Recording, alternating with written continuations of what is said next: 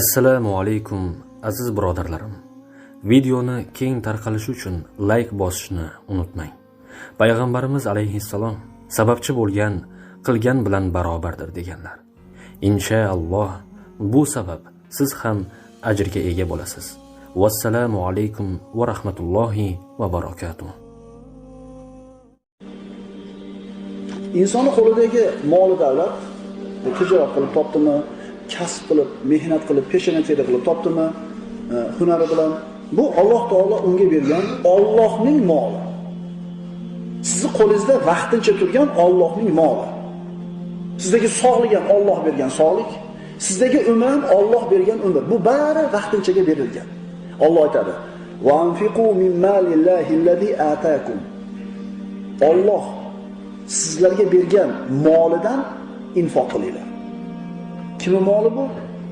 Allohning moli. Va anfiqu mimma ja'alakum mustakhlifina fi.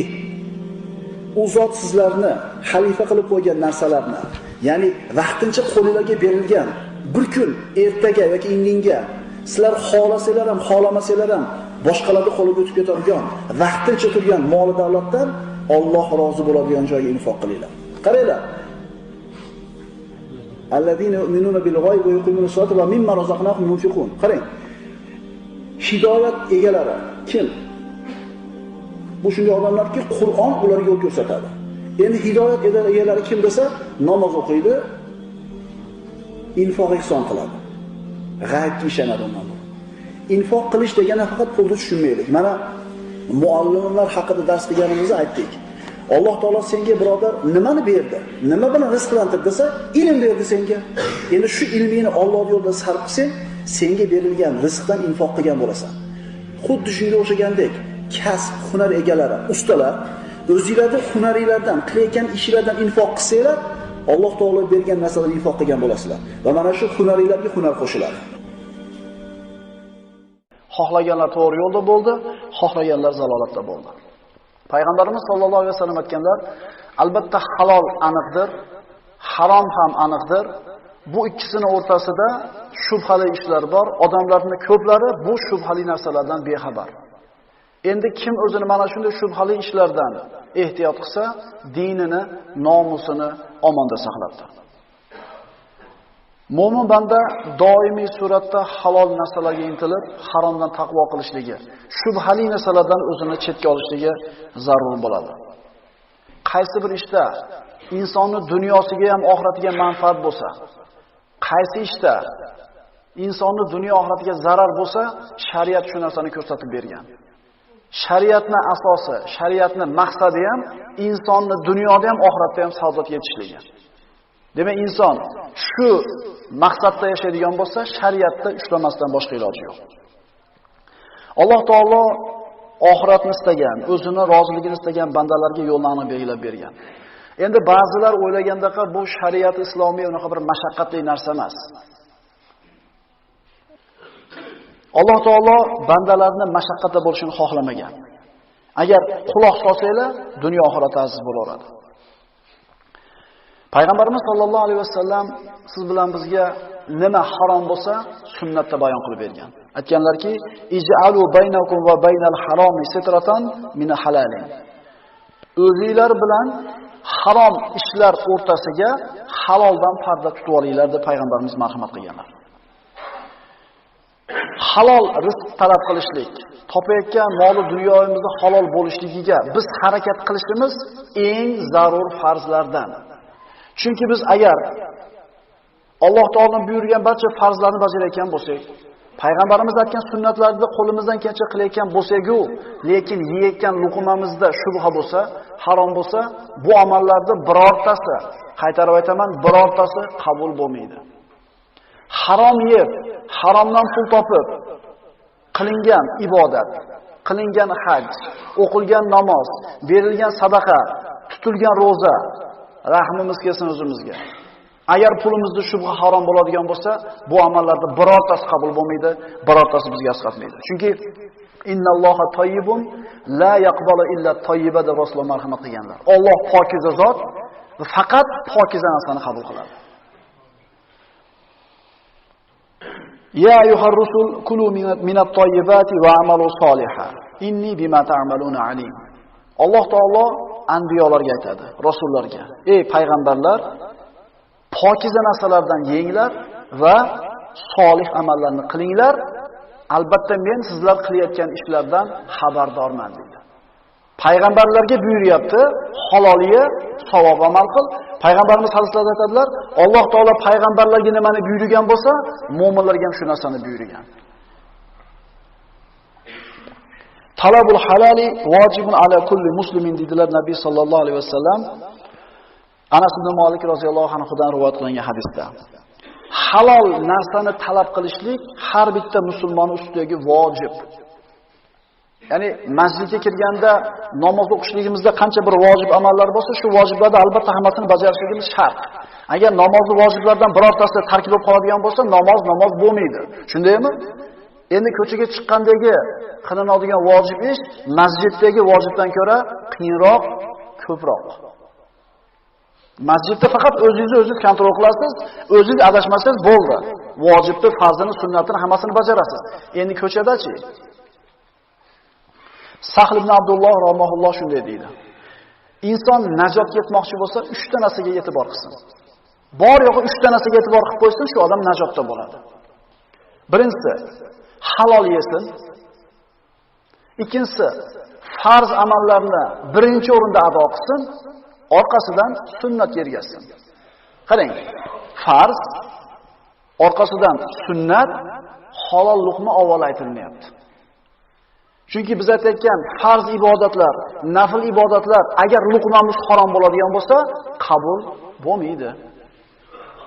Soddaroq qilib aytsangiz, televizoringiz 2 metrlik bo'lsin, ekrani 1 metrlik bo'lsin, har qancha hashamatdor oxirgi modeli bo'lsin, lekin svet bo'lmasa, u televizor bizga foyda qilmagandek.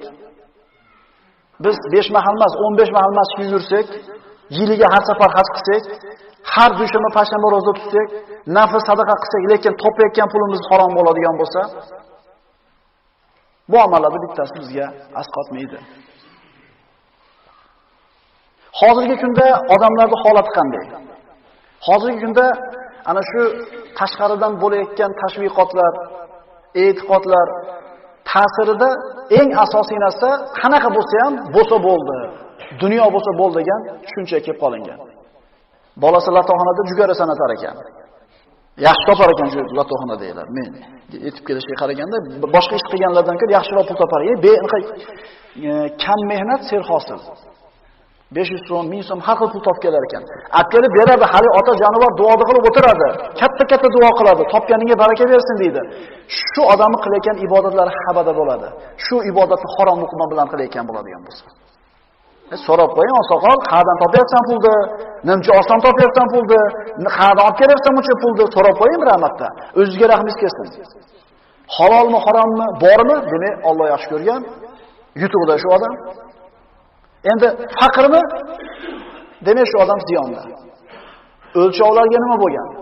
Qani bir chiqlam haromlikni o'tib ketib qolib, gumonlikni o'tib ketib qolib, o'zini ko'kartirib qayt qilgan Abu Bakrga o'xshagan odamlar.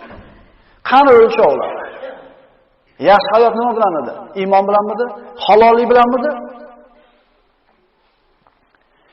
Ribo, harom, noto'g'ri yo'l bilan topilgan, g'ulul bilan, makr bilan, shubha bilan, makruh bilan, shubha bilan topilgan narsalar, agar mana shu 6 ta narsadan bizni topayotgan pulimiz pok bo'lsa, demak shu pulimiz halol. Qaytaramiz. Harom, ribo, noto'g'ri yo'l, g'ulul, makruh hamda shubha. Mana shu 6 ta narsa yo'q bo'lsa, bizni topayotgan pulimiz halol ekan. Payg'ambarimiz sollallohu alayhi vasallam hadislarida va Qur'ondagi juda ko'p oyatlarda riboni qanchalik og'ir gunoh ekanligi siz bilan bizga bayon qilingan. Payg'ambarimiz sollallohu alayhi vasallam aytadilar: "Dirhamu riba ya'kuluhu rajulun wa huwa ya'lamu ashaddu 'inda Allohi min 36 zaniyatan." Riboni bir dirhamini bilib turib yegan kishining gunohi Allohning nazdida 36 marta zino qilgandan ko'ra gunohi og'ir bo'ladi. Haromligini, riboligini bilib turib yeyotgan odam 36 marta zino qilgan odamdan ko'ra gunohi og'ir bo'ladi. Shariat islomiya avvalambor bir gunohni qilishlikni yo'llarini hammasini bekitib qo'yib turib, harom qilib qilma deydi.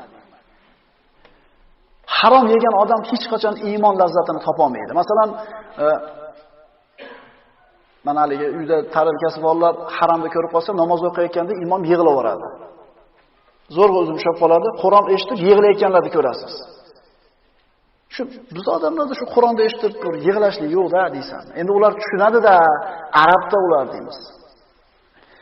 Qur'on oyatlarini eshitganida, namozda turganida, zikr bo'lganida Allohni eslatganda kim yig'laydi? Ya'ni ko'proq yig'laydigan odamlar moli dunyosi halol bo'lgan odamlarning iymon lazzatini totishligi boshqalardan oson. Bu degani boshqalar totmayapti degani emas, buni to'g'ri tushunaylik. Halolni ko'p yegan odam iymonda lazzatini shunda totadi. Yana asarlarda shunday keltiriladi.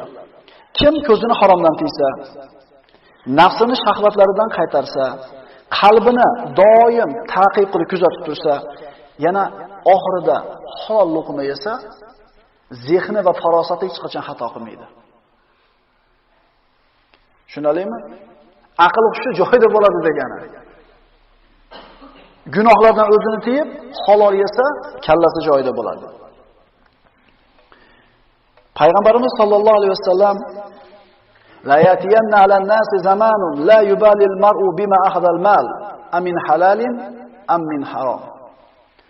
Odamlarning ustlariga shunday bir zamonlar keladi, kishi o'zini molini qayerdan olganligida shubha qilib qoladi. Ya'ni halolmi, harommi ikkilanib qoladi.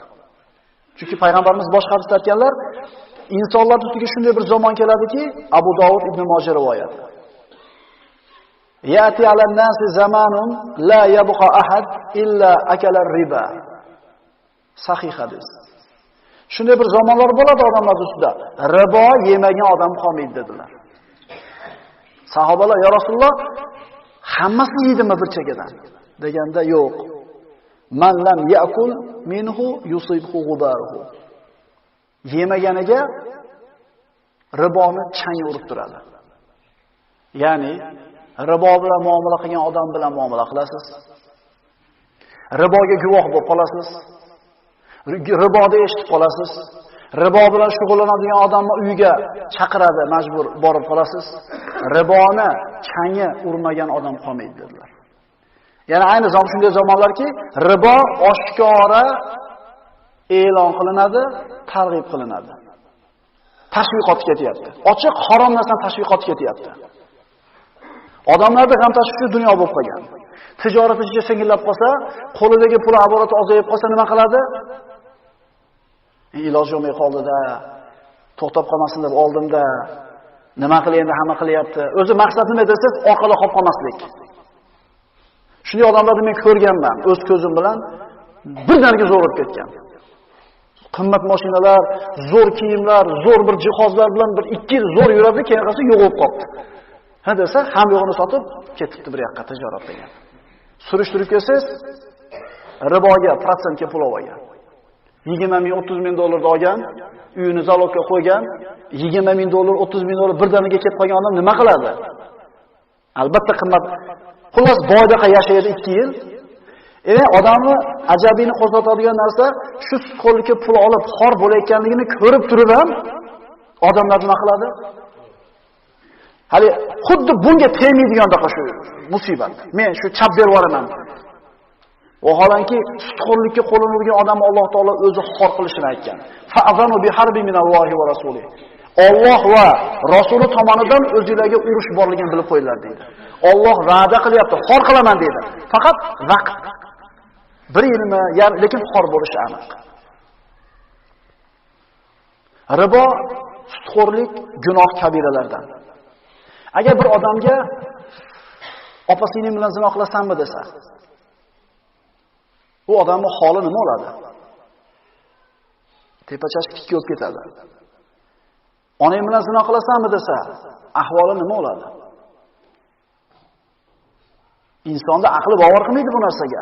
Lekin sutxo'rlik bilan shug'ullangan odamning gunohi onasi bilan zino qilgandan ko'ra og'irroq bo'ladi. Payg'ambarimiz sollallohu alayhi vasallam aytadilar, sahih hadis Ibn Mas'uddan, "Ar-riba salasatun va sab'una baban, aysaruha mislu an yankiha rajul ummahu." Riboni dedi Rasululloh. 73 eshigi, ya'ni 73 xil gunohi bor ko'rinishi. Mana shu gunohlardan eng yengili kishi o'zini onasi bilan zino qilganligiga teng keladi deydi. 73 tani eng yengili qaysi desa, onasi bilan zino qilsa, riboxo'rda eng yengil gunoh shunday to'g'ri keladi. Alloh saqlasin. Alloh saqlasin. Ribo xo'rlik. Nafaqat shariat islomiyada, barcha samoviy shariatlarda harom qilingan. Hatto yahudlarning shariatida ham o'zaro bir-biri bilan muomala qilganda ribo harom. Ular boshqalar bilan muomala qilayotganda riboga pul beradi, lekin o'zaro bo'lsa riboga emas, qarzga berishadi. Nasroniylarda, mana Luqo injilida shunday bir qatorlar bor ekan, agar odamlarga qarz bersangizlar, ulardan mukofot kutmanglar. Ya'ni qarz berib turib foyda olaman demas, sutxo'rlikka pul berma deyapti nasroniylarda kitoblarida. Unda qanday fazl qoladi o'rtalarida degan. Ya'ni boy bo'lib turib yordam qilmasang, seni boyligingdan nima foyda degan. Bu samoviy shariatlar ekan. Johiliyat davridagi arablar ham riboni harom deb bilgan.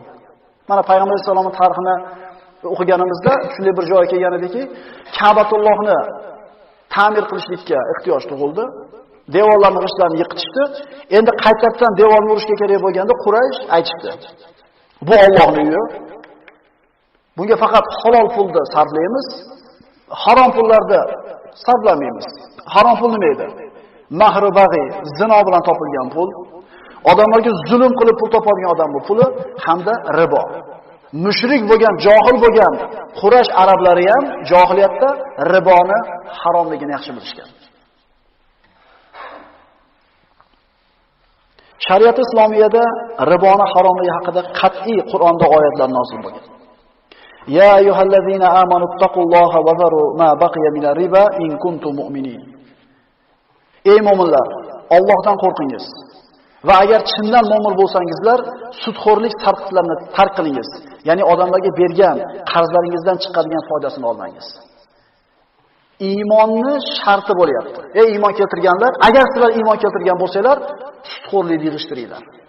Agar shungacha qilingan bo'lsa, hozir qilinayotgan bo'lsa, muomalalar bor bo'ladigan bo'lsa, Allohdan taqvo qilaylik.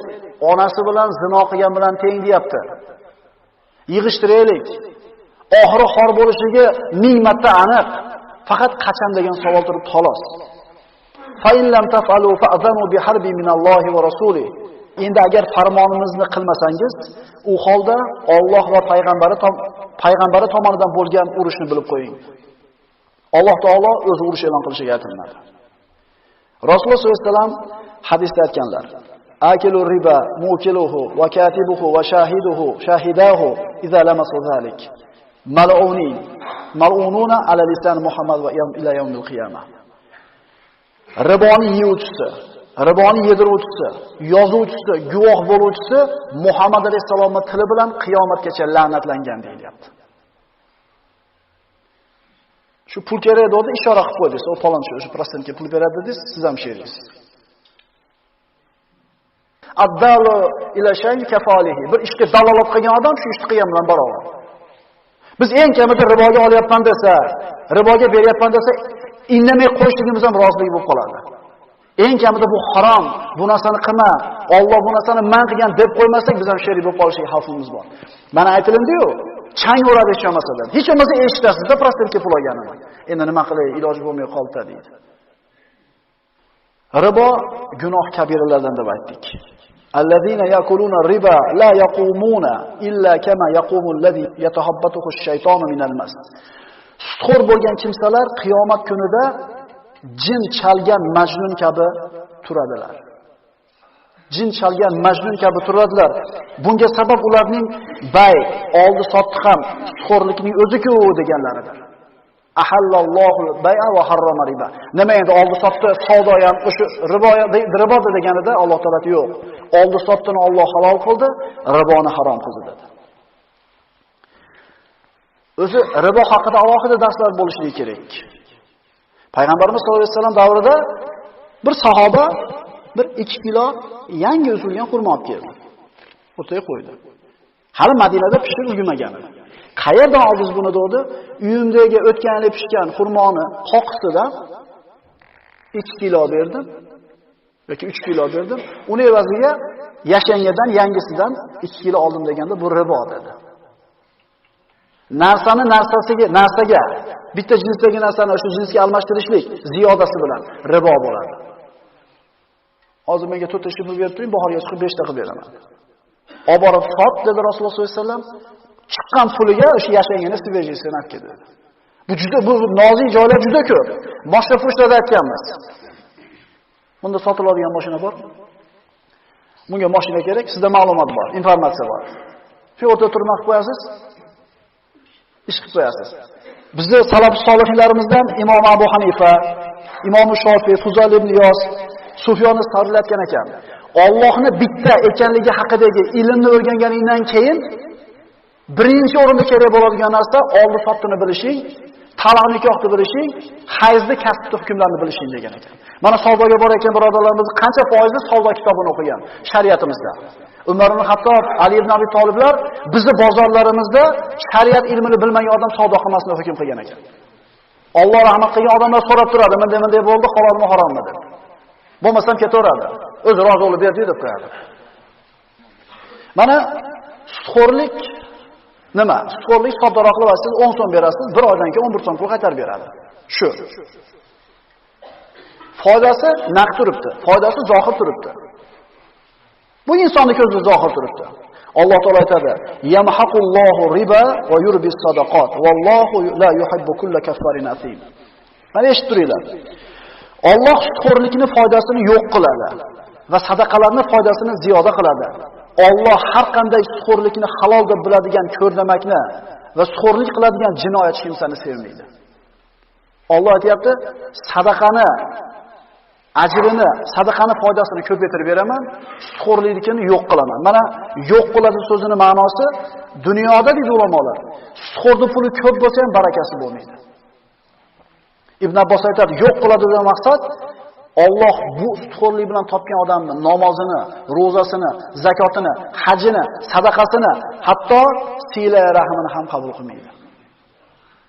Bu odam xohlaganini qilaversin. Agar sutxo'rlikni tashlamaydigan bo'lsa, xohlagan ishini qilaversin. Chunki namoz o'qisa ham foydasi yo'q, zakot berib haj qilsa ham foydasi yo'q bu odamga. Shuning uchun qaraylik atrofimizga, so'raylik akalarimizdan, ukalarimizdan, pulingda shu ribo yo'qmi? Alloh saqlasin.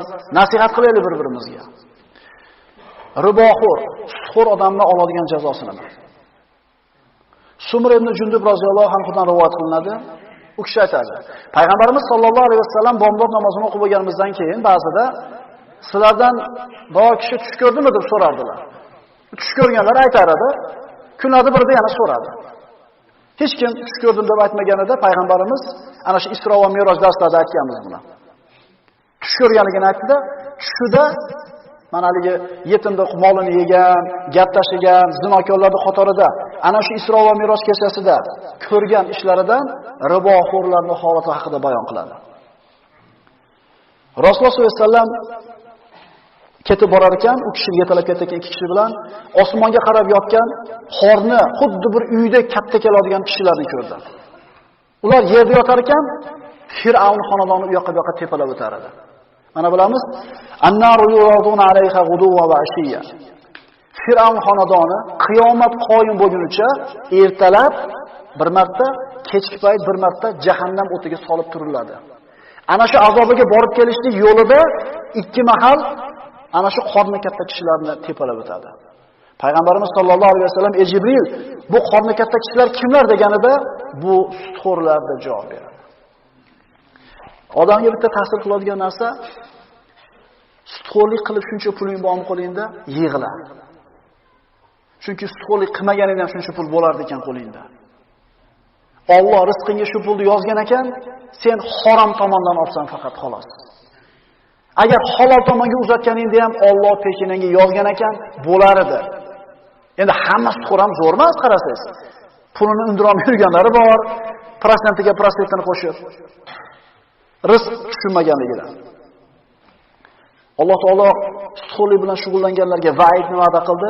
Fa illam taf'alu, u holda agar to'xtamasanglar ribodan, Alloh va payg'ambari tomonidan bo'lgan urushni bilib qo'yinglar.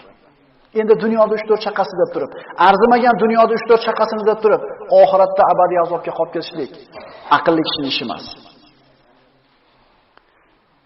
Riboni ko'payishi, yurtdan baraka ketishi hamda mana shu yurtga Allohning g'azabi, Alloh taoloning azobi tushishligiga sabab bo'ladi.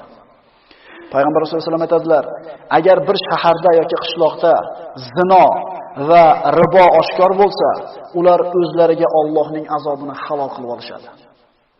Zino o'limni olib keladi, ribo barakatni keltirishligini olib keladi. Ibn Mas'ud roziyallohu anhu dan keltirilgan hadis: "Vallazi nafsi Muhammadin biyadihi la yabitanna nasu min ummati ala sharrin va batarin va labin va lahbin fayusbihu qiradatan khanazir bistihlalihim al-maharim." Imom Ahmad Musnadda keltiradi. Payg'ambarimiz qasam ichib aytayaptilar. Jonim qo'lida bo'lgan zotga qasamki, mening ummatimdan bo'lgan bir toifa kishilar kunini o'yin kulgi, bekorchilik, haddan oshlik bilan o'tkazadilar. Kech kirganda uxlaydilar. Haromni halol deb, haromlarni halol qilib olganlari, aroq ichganlari, ribo yeb, ipek kiyim kiyganlari sababli ular tong yotganda to'ng'iz va maymunlardek tong yottiradilar. Ya'ni to'ng'iz bilan maymunga aylanib qoladi degani emas. Xuddi to'ng'iz maymundek yashab, to'ng'iz maymunda uyg'onadi. Kimlar? Ribo deganlar. Darsimizni Shayx Muhammad Hassonni o'zini ma'ruzalarni birda keltirgan bir qissa bilan nihoyalaymiz. U kishi aytadi.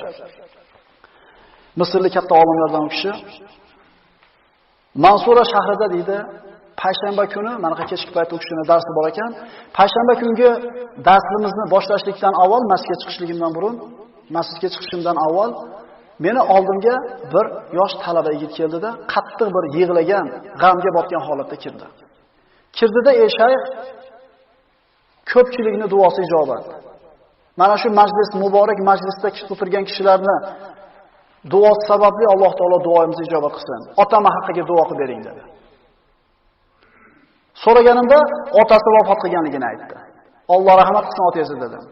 Lekin u bola otam nohaqqa bir achinarli, xunuk holatda jon taslim qildi. Jamoatdan duo bering dedi. Otasini tarix qissasini so'raganimda u otam Alloh uchun bir rakat namoz o'qimagan odam edi. Men benamozlikni qanaqa katta gunoh ekanligini yaxshi bilaman. Lekin otangiz haqida to'liqroq gapirib bering. Shoyat men odamlarga ibrat uchun gapirib bersam shu qissani deydi. Otam bir rakat namoz o'qimagan edi. Jismonan nihoyatda sog'lom, biror marta og'rimagan, biror marta kasaldan shikoyat qilmagan baquvvat odam edi deydi. Ana shu vafot qilgan kuni otam bilan tushli ovqat qildik. Biz oshxonada turar ekanmiz, otam qornida qattiq og'riqni sezdida yeganini qayd qilishlikka majbur bo'ldi. Hojatxonaga kirib ketdi. Hojatxonaga kirib, tizzasini yerga qo'yib, hojat qilinadigan o'ringa tumshug'ini tiqib qayd qilar edi. Har o'kira kelganda, qayd qilishga kelganda tumshug'ini tutadi, qayd qiladi, turadi. Biz oshxonada turib, hojatxonada bo'layotgan narsani eshitib turdik. To'satdan qattiq bir ovozni baqirdi-da, qattiq bir ovozni eshitdik. Birdaniga jimib qoldi otam dedi. Shoshib kirganimizda otam ikkala tizzasi yerda, yuzi esa ana shu hojat qilinadigan o'ringa botgan holatda turardi, harakatsiz. Otamni ko'tarib olganimizda jon taslim qilib bo'lgan edi. Yuzi hojat o'rnida turardi. Shayx Muhammad Hasan aytadi: "Men bitta narsani so'rayman sizdan o'g'lim. Bitta narsani. Uyingizga boring. Uyingizga borib, onangizdan otangiz nima ish qilganligi, hayotda nima bilan o'tkazganligini so'rab keling." Yigit bordi, onasidan so'radi. "Otam nima ish bilan shug'ullanadi?" Onasi yig'lab javob berdi. "Bolam, otangiz odamlarga riboga, sutxo'rlikka pul berardi." Qarang, og'rimas ekan. Og'rimas ekan. Shunday odamlar bo'ladi. Sutxo'rlik bilan tirikchilik qiladi, bitta joyi og'rimaydi. Nimaga? O'zi og'rish ham ne'mat. O'tgan darsimizda aytdik, joningizga bir og'ir yetsa, tikan sanchilsa, badaningiz og'risa, gunohlaringiz kafforat bo'ladi. Alloh taolo bemor qilib 1 yil 2 yil yotib jonni olgan bandalarga rahmi kelibdi. Gunohlarini dunyoda tozalab olib ketibdi. Bu og'rimagan. Bu bola kelib shayxga aytib berdi. Shayx ana shu uni mana shunday bir xor, iflos holatda jon taslim qilishligini sababi o'sha. Alloh man qilgan ish qiluvdi. Haromdan yegan edi. Harom bilan badani o'tgan edi. Harom bilan go'sht temirgan edi. Jon taslim qilgan joyi ham harom joyda bo'ldi. Alloh subhanahu va taolo mana shunday bir achinarli holatdan hammamizni o'zi bir asragan bo'lsin. So'lidan o'zi bir panoh bersin, aralashib qolishlikdan. Chunki payg'ambar sollallohu alayhi vasallam aytganlar, sutxo'rlikka qo'l urib, tiyilmagan kishilarga Alloh taolo ularni xor qilishligini aytgan. Nima sababdan mana shunday holatga tushdi? Sutxo'r bo'lgan kimsalar qiyomat kunida qabrlaridan jin chalgan majnun kabi turadilar. Bunga sabab ularning bay oldi sotdi ham sutxo'rlikning o'zi-ku deganlaridir. Holbuki Alloh bayni halol, sutxo'rlikni harom qilgan. Bas kimga Parvardigoridan maviza, nasihat yetkach, sutxo'rlikdan to'xtasa, u holda avval o'tgani o'ziga va uning ishi Allohga topshiriladi. Va kim sutxo'rlikka qaytsa, o'shalar jahannam egalaridir va unda abadiy qolajaklar. O'sha yozib qo'yilgan narsalarda bir ko'rgan edim. Bir shayx minbarda o'tirib, o'quvchilarga dars beryapti. Shunday gapirib turib, joyiga kelyapti. Ikkinchi marta gapiryapti-da shuni yiqilib tushdi. Odamlar eshitganmiz, sajda qilganda ketganlarda. Odamlar eshitganmiz, sabbo vaqt turib shunday sutxo'rlik. Alhamdulillah bizning xalqimizda yo'q. Riboni ham bir eslatib qo'yay jamoatga. Ribo degani shu ustiga prosent qilib u bank beradimi, uni do'st beradimi, qo'shni beradimi farqi yo'q. Alloh aytayapti: "Fa'zanu minash-shaytonir-rojim. Fa'zanu biharbin minallohi va rasulihi." Kim ribo bilan, sutxo'rlik bilan shug'ullansa, Alloh man urushgani tayyor tursin deyapti. Payg'ambar man urushgani tayyor tursin deyapti. Riboning qoidasi qisqagina. Boshida kuldiradi, faqatgina yig'latadi. Ana uni hurmatli jamoat chaqtab oldilar. Ribo, prosentxo'rlik, sutxo'rlik ismini qanday qo'yadi o'zi biladi. Boshida kuldiradi, faqatgina yig'latadi. Shuning uchun Alloh taolo aytayaptiki: "Fa'zanu biharbin minalloh." Allohdan bo'lgan urushga tayyor turinglar. Va rasulihi, rasuldan bo'lgan urushga izn. Qiyomat kunida aytiladigan riboxo'r, sutxo'rga tayyorlanib tur. Nima qilasan? Xudoman urushasan. Auzu billahi minash shaytonir rojim. Sen dunyoda sutxo'rlik bilan shug'ullangansan. Tayyorlan endi. Alloh man urushgani tayyorlan deyiladigan. Bundan oshiqcha xorlik yo'q. Qur'onda Alloh bilan urushadi deb bitta shu odamga aytilgan. Faqat riboxo'rga, sutxo'rga Alloh man urush deb aytilgan. O'sha bank bersa qancha beradi? 12% beradi. Bu degani bitta don eksangiz, haligi chiqqan don bittayu nuqta ekta bo'ladi-da. U bir dona bo'cha qoladi, bunday tushuntiradi. Alloh taologa ehson qilsangiz-chi, Alloh taolo aytayaptiki, budoyni ekasizlar, o'sib chiqadi, 7 ta boshoq bo'ladi. Sab'a sumbulatin va fi kulli sumbulatin 100 habba. Har bir boshoqda 100 tadan don bor deyapti. Demak, bittamiz necha ko'paydi? 700 ga ko'paydi. Shu yerda to'xtab qoldimi? Yo'q. Alloh taolo aytayaptiki: "Vallohu yudaifu liman yasha." Alloh taolo o'zini xohlagan ba'zi bir bandalariga foizini emas, barobarini ko'paytirib beradi. Men masalani boshida jamoatga tushuntirdim, hurmatli jamoat, aytdik. Foiz boshqa, barobar boshqa. Demak, hurmatli jamoat, ehson masalasi, ana o'sha ehson qilayotgan odamlar ehsonini qilishayotgan bo'lsa, niyat qilishsin. Meni shu berganim o'zimga qoldi. O'zim ishlatganim so'roq savolga qoldi deyish kerak. Haligi hadisda keladi-yu, ya Rasululloh, bir qo'y so'ygan edik. Falonchi joyini olib qoldik. Falonchi joyini berib yubordik dedi payg'ambarimiz sollallohu alayhi vasallam. Ayni teskarisini aytdi. Falonchi joyini berib yuboribsizlar, falonchi joyini olib qolibsizlar dedi. Asli ma akalta, sen yegan narsang yo'q qilding, kiygan narsang yirtib yubording, ihson qilgan narsangni saqlab qolding degan hadisda. Yegani ketdi, ichganimiz ham ketdi, kiygan minganlarimiz ham ketdi. Ihson qilganimizchi ana shu narsa qoldi. Ihson qilayotgan odamlar. Keyingisi sharafuz zaman va sharaful makan. Zamonning sharafi. Ba'zi bir zamonlar, ya'ni vaqt. Ba'zi bir vaqtlar borki, shu vaqtlarda Alloh taolo savobni ataylab ko'paytirib beradi.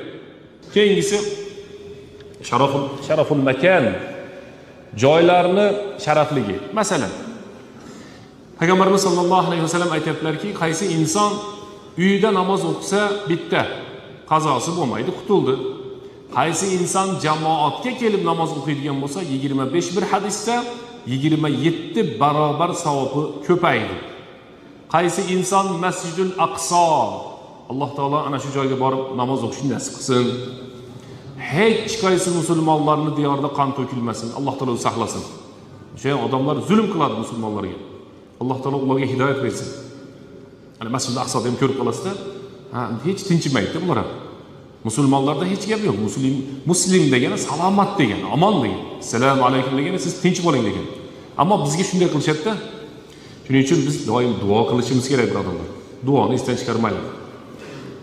Nima deyapti degan holda? Esda turibdimi jamoat? Nimani sharhlar aytdik? Tamam, Aqsodan burun. Sharaful makan, joy haqida, joy. Uyda bitta, masjidda 27 ta, Aqsoda 500 ta. Aqsoda namoz o'qisangiz 500 ta. Payg'ambarimiz sollallohu alayhi vasallamning masjidida borib namoz o'qisangiz 1000 ta. Bu yer uydagi ham peshin, jamoatdagi ham peshin, Aqsodagi ham peshin, Qubodagi ham peshin, Masjidun Nabaviydagi ham peshin. 4 rakat o'qidingiz. 4000 rakat emas. 4 rakat peshin o'qisangiz Alloh taolo o'zining huzuridan 4000 rakat qilib yozdirib qo'yadi. O'zichi 5 mahal namozimizni ham jamoat qilib tushuntirib qo'yaylikchi, buni endi jalpoq tili bilan 5 mahal namoz o'qiyotganlarga xushxabar. 5 mahal namoz o'qiyotganlar. Sizlar 50 mahal namoz o'qiyapsizlar. 5 mahal namoz o'qimayotganlarga yomon xabar. Sizlar 50 mahal namoz o'qimayapsizlar. Alloh taolo aytdiki, "Ma yubaddalul qawlu ladayya" dedi. Meni huzurimda so'z o'zgarmaydi dedi. Nimaga? Birinchi bo'lib Isro Me'rojga ko'tarilganda namoz 50 mahal farz qilingan. So'ngra Musa alayhissalom bilan payg'ambarimizning suhbati mashhur suhbat. Chiqib tushib qayta bo'lgandan keyin 5 mahalga tushdi o'sha namozlar. Bomdod, peshin, asr, shom, xufton. 5 ta farz. Lekin Alloh taolo aytdiki, "Ma yubaddalul qawlu ladayya." Meni huzurimda so'zlar o'zgarmaydi. 5 mahal xomsun 5 ta degan. Xomsuna dedi. 50 mahal namoz o'qiyap deb yozamiz dedi. 50 mahal namozning savobini yozib qo'yamiz dedi. Bomdod qolib ketgan odam 10 ta qolib ketgandek qo'rqib ketish kerak. Peshinni qoldirgan odam 10 ta namoz qoldirgandek qo'rqish kerak. Shuning uchun jamoat mudoafatul ujur, savoblar ko'paytirib beradi desa, Alloh taolo o'zi shunday zotda savoblarni siz menga to'xtamasdan nima qilib beradigan? Ko'paytirib beradi. Ana endi Masjidun Nabaviyda 1000 ta, Makka mukarramaga borib agar Ka'bada, Masjidul Haromda, haram hududida namoz o'qiydigan bo'lsa, 100 000 ta savob bo'ladigan birodarlar. 100 000 ta. Bitta o'qigan namozingiz 100 000 ta deb yoziladi. Bittasini umraga olib olsa shunday dedi menga. Hisob kitob qildim domla.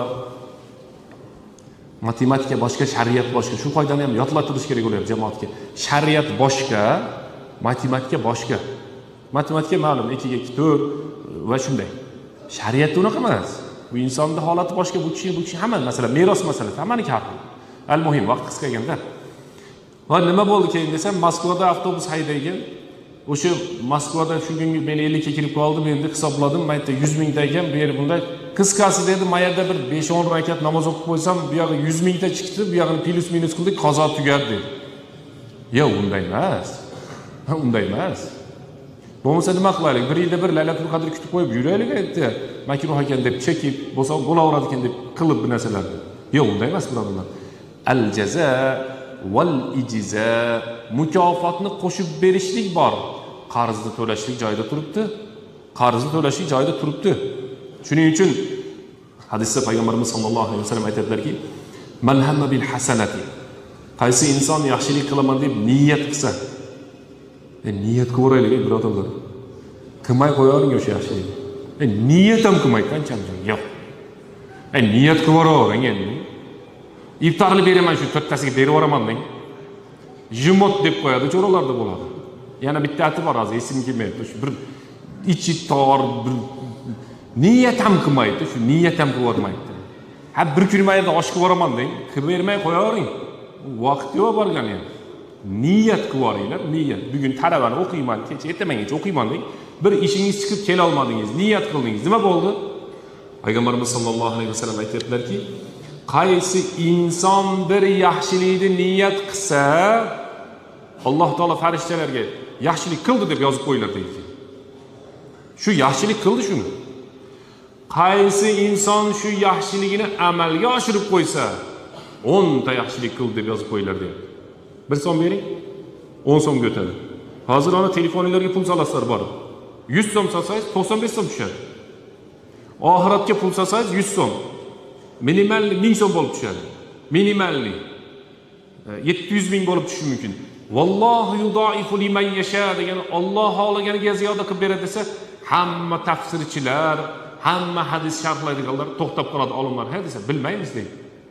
Qancha bo'ldi bu yerda? 720 tami, 1200 tami, 8000 tami, 1 million tami?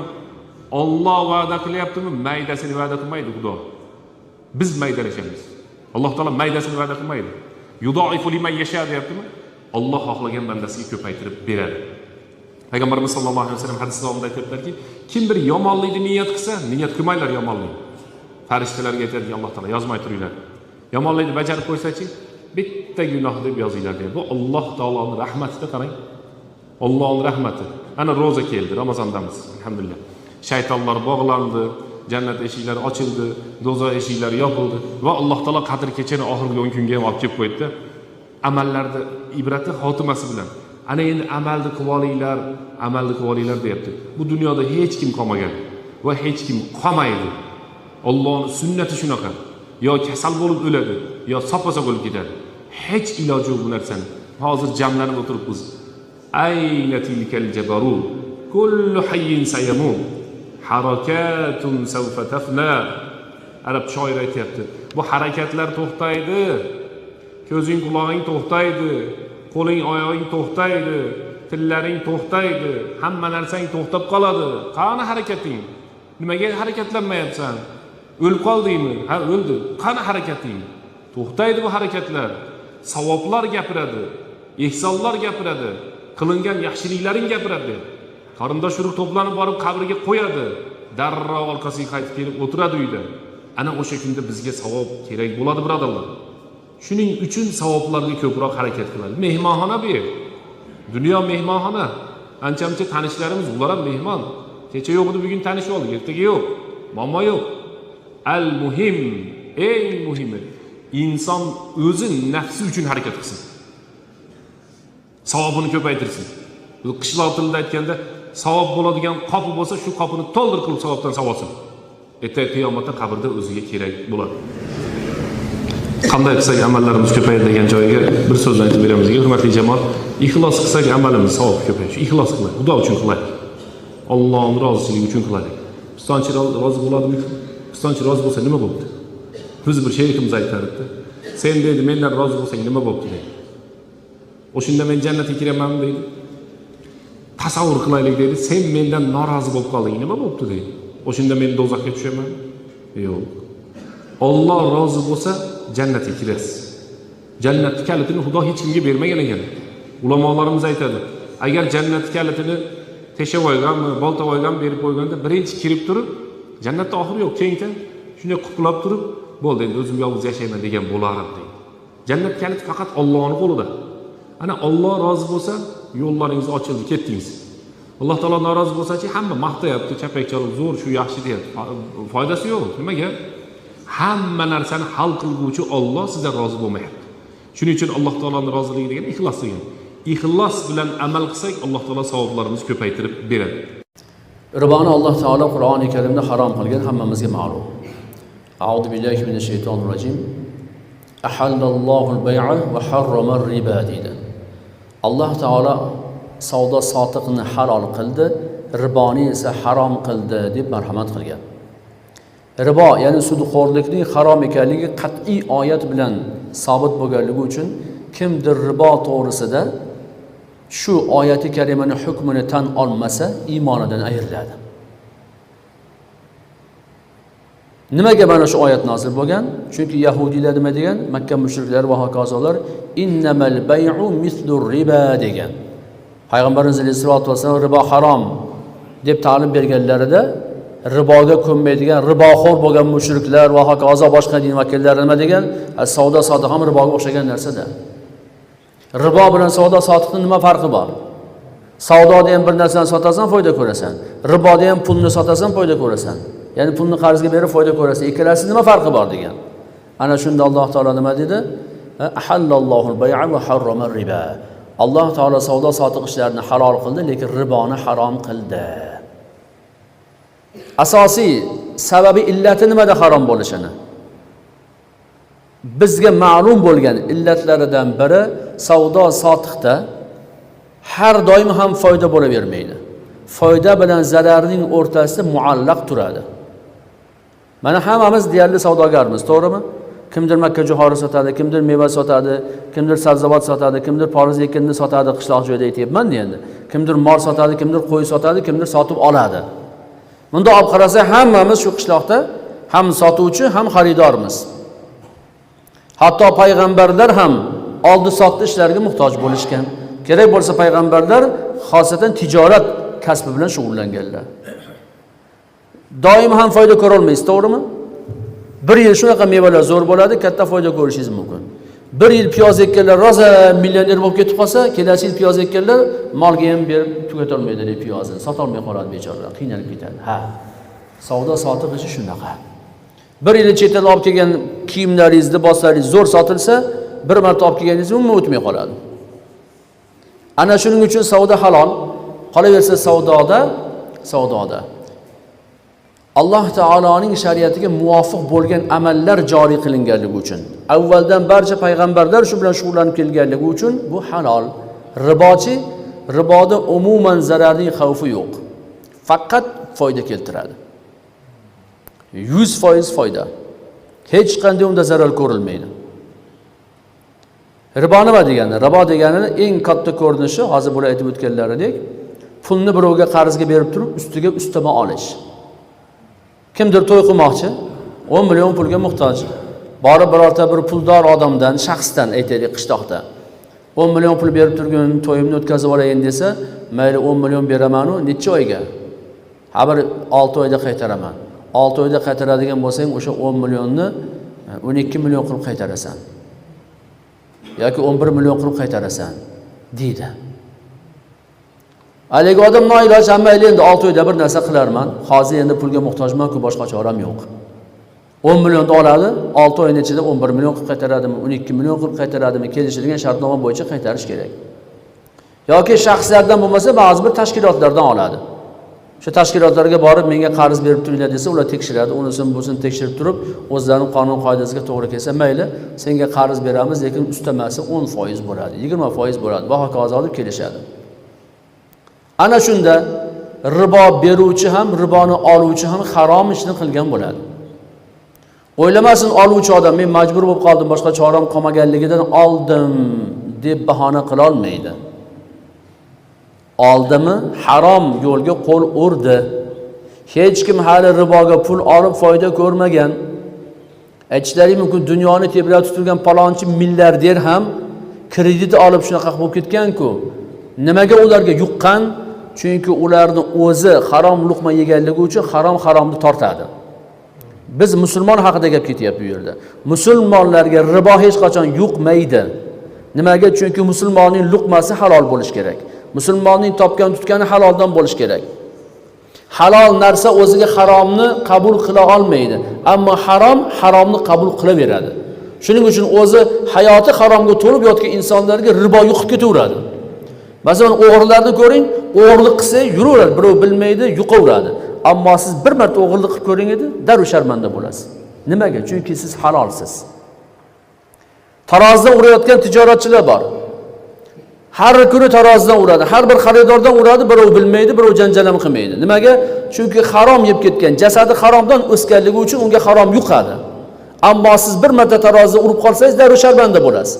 Bilib qoladi, nimaga undoq qilyapti deysiz.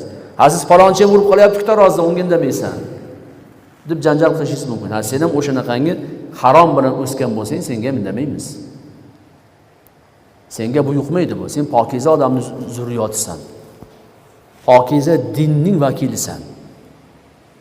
Shuning uchun ribo kimgadir yuqayotgan bo'lsa, kimgadir go'yo qo'sh tirnoq ichida baraka keltirayotgan bo'lsa, bilingki o'sha odam Allohning g'azabiga mubtalo bo'lgan.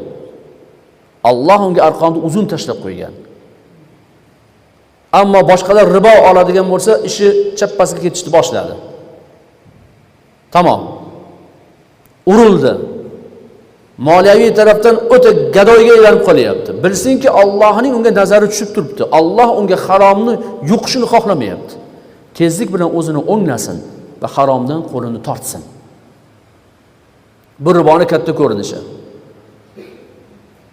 Endi unga beriladigan jazolar ham juda ko'p. Oyati karimalarda aytiladiki, riboni yeb yurgan insonlar qiyomat kunida jin urgan, haligi ahmoqona bir kayfiyatda bo'lib tug'iladi. Tiriladi qiyomat kunida. Bir odam qanaqa yursa, bu odam jin urganmi deysiz. Qanaqa yuradi o'sha odam? Qadamini bosishida tartib yo'q. Gap so'zida bir ma'no yo'q. Harakatida tartib yo'q, intizom yo'q. Ha? Jinchalik qo'yibdi bu odamni deysiz. Hamma yurish turishi, gap so'zi, muomala munosabati boshqacha bo'lib qoladi. Odamlar sekin unda qochishni boshlaydi. Ha desa jinchalik ketibdi, jin uribdi deysiz. Ribo yegan odamlar qiyomat kunida xuddi shunaqangi kayfiyatda qayta tirilar ekan. Ko'rgan odam shunday bo'lar, bu riboxo'r ekanda bu. Uni turishini qara mana. Alloh oyatda aytganida shunaqa holda tiriltiradi deb, shunaqa holda tirilibdi-ku. Demak, buni biz bilmagan ekanmiz, bu ribo yeb yurgan ekanda deysiz. Riboni turlari nihoyatda ko'p. Payg'ambarimiz sollallohu alayhi vasallam aytadilarki, kullu qardin jarra manfaatan fa huwa riban. Har qanday qarz manfaat keltirsa shu ribo.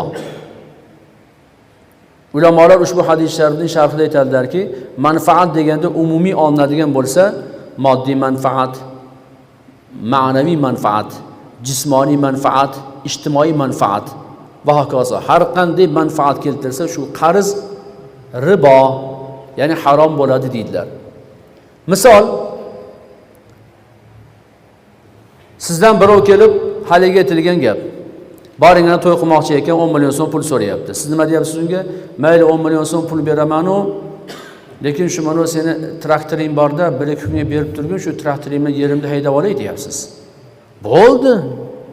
Jon-jonni beraman deyapti. Shu harom. Shu harom. Chunki siz 10 millionning ustiga pul qo'shib olishni ribo ekanligini bilasiz-u, uni traktoridan bepulga foydalanib turishni ribo ekanligini bilmasligingiz mumkin. Holbuki shu ribo. Chunki qarzni xolis bermayapsiz-da. Qarz berishning tagida sizning manfaatingiz yotibdi. Qarzni qanday berish kerak? Qarzni Alloh uchun berish kerak. Ya'ni qarzni hasana qilib berish kerak. Qarzi hasana degani 10 million so'm bersangiz, 10 million so'm olasiz. Hech qanday boshqa narsani tama qilmaysiz. Agar shu joyda mayli 2 kun berib turasan traktoringni bas. 10 million so'm beraman, shu traktoringda yuk bor edi. Shuni olib kelib bergin deysiz. Shu ham harom, ribo. Yarim soat vaqt ketar balki traktor bilan olib kelib berish uchun. Shunday shu yerda bir 100 unaqa bor edi, Makka jo'xori bor edi. Shunday olib kelib bergin uyga, bo'ldi olib kelib beraman. Yarim soat vaqtda olib kelib beradi. Lekin shu ribo, 10 million so'm pulni siz riboga berdingiz. Chunki undan manfaatdor bo'lyapsiz. Uning uchun nima qilish kerak? 10 million so'm pulni xolis qarz qilib berib turib, mana yerda 1000 bog' payam bor edi. Makka jo'xorining payasi bor edi. Shuni olib kelib bergin, qanchaga olib kelib berasan deb so'rashingiz kerak. Ha endi hoji aka odatda palonchiga olib kelib beryapman. Endi bilasiz, salyarkan qimmat bo'lib ketdi, u bo'ldi, bu bo'ldi, va hokazo bo'ldi. Mayli qani kelishamizda, "Hop qanchaga olib kelib berasan?" Boring, 200 mingni olib kelib beraman desa, bo'pti, 200 ming beraman, olib kelib ber desangiz, unda ribo bo'lmaydi. Nimaga? Chunki uni ish haqini to'layapsiz. Ish haqini to'lamasdan turib qarz berib, shundan foydalanib qolib bir ishni qildirib olsangiz, shu harom, ribo bo'ladi. Boring, ayting, 10 million so'm mayli beraman senga, lekin bir voyaga yetgan qizing bor ekan, ha, shu qizingni meni o'g'limga berasanmi? Ha, bo'ldi, beraman. Shu ham ribo. 10 million so'm qarz berib turib, uni qiziga tama qilyapsiz, siz sovchi qo'yyapsiz. Chunki qarzning ketidan manfaatdor bo'lyapsiz. Uni qizini sizga berishga tilini qisib qo'yyapsiz. Balki bergisi kelmagandir, lekin 10 million so'm qarz berganligingiz uchun uning tili qisiq. Endi bermasam hozir nima deb o'ylaydi bu? Endi shu mayli, endi shu har tugul yaxshi odam-ku, mana 10 million so'm qarz beryapti, bersam qizim bera qolay deysiz. Mana shu narsa ham ribo. Ribo. Hattoki Allohga muqarrab bo'lgan solih bandalar, muttaqi bandalarning bu borada o'ta taqvo yo'lini ushlaganlarining misoli bor. Masalan, Abu Hanifa rahmatullohi alayhining bu boradagi misolni keltirib o'taylik. Bir kuni shogirdlari bilan birgalikda bir insonni uyini olga bordilarda, darvozani taqillatdilar. Kun shunaqa rosa isigan payti. Darvozani taqillatdilarda, Abu Hanifa rahmatullohi alayh shuna quyoshni qizib turgan joyga chiqib turdilar. Shogirdlari haligi uyning egasining devorining soyasida turibdilar. Ustoz, devorning soyasiga o'tsangiz-chi, issiqda nima qilasiz deyishdi. Ustoz Abu Hanifa rahmatullohi alayhi aytdilarki, bu devorning egasi mendan qarzdor. Agar hozir men buni devorning soyasida tursam, ribo bo'lib qoladi. Qarz berib turib, buni devorning soyasidan foydalangan bo'lib qolaman. Sizlar turaveringlar. Sizlarga mumkin, menga mumkin emas degan ekan. Ko'ryapsizmi? Ana ribodan qay darajada qochganlar buyuklarimiz. Shuning uchun ular buyuk bo'lishgan. Shuning uchun ular a'zam, ya'ni imomi a'zam, buyuk imom degan nomga musharraf bo'lishgan. Mana shunday darajada taqvoni, ehtiyotkorlikni o'zlarining hayot tarziga, shioriga aylantirib amal qilganliklari sababli imomi a'zam degan buyuk imom degan nomga musharraf bo'lganlar. Demak, riboni nihoyatda ko'rinishlari ko'p, Allohning o'zi asrasin. Mana tarozida meva-cheva sotib olyapsiz. Ozgina qo'shib boring, dehqonmisiz, qo'shib boring, qo'shing. Ha, endi qo'shing. Bir dona qolsa ham 3-4 dona qo'shib boring, sizdan nima ketdi? 3-4 dona majburda qo'shtiryapsiz. O'zi rozi bo'lib dehqonlar 1-2 dona qo'shib qo'yadi tortgandan keyin ham. Mana u mana 2 kilo bo'pti deydi-da, bitta ustiga qo'shib qo'yadi. Yo 2 dona qo'shib qo'yadi. Endi siz shunga ham kifoya qilmasdan, yo'q, qo'sh yana 3-4 dona dehqonmisan, nima qo'ling qaltiraydi. Orsotarga o'xshaysan, qo'sh deysiz. Majbur keyin 4-5 dona qo'shib yuboradi-da. Ana shu ribo. Shu ribo bo'ladi. Allohning o'zi asrasin. Bundaqa ko'rinishlar nihoyatda ko'p. Demak, riboni sarqitidan ham, eng oz miqdoridan ham ehtiyot bo'lishimiz kerak. Aks holda ribodan o'sgan et, jism va jasad ertaga ibodatga rag'batli bo'lmaydi, balki gunoh ma'siyatga rag'batli bo'lib qoladi. Shuning uchun azizlar, shahar miqyosida ribo juda ham ko'p bo'ladi. Chunki shaharda bozor ko'p, do'konlar ko'p, savdo-sotiq juda rivojlangan bo'ladi. Shuning uchun shahar miqyosida, katta shaharlarda ribo o'ta ko'p bo'ladi. Ammo qishloq joylarda ham hozir aytib o'tilganidek, o'sha meva-chevalarni sotishda, poroz ekinlarini sotishlikda, dehqonchiliklarni sotishda va hokazoda ehtiyot bo'lasizlar. Ribo aralashib qolmasligi kerak. U ribo birovning haqqi. Alloh taolo esa ya ayyuhallazina amanu la ta'kulu amwalakum baynakum bil batil deydi. Ey iymon keltirgan bandalar, o'zaro oralaringizdagi mol va dunyoni botil yo'l bilan yemanglar degan.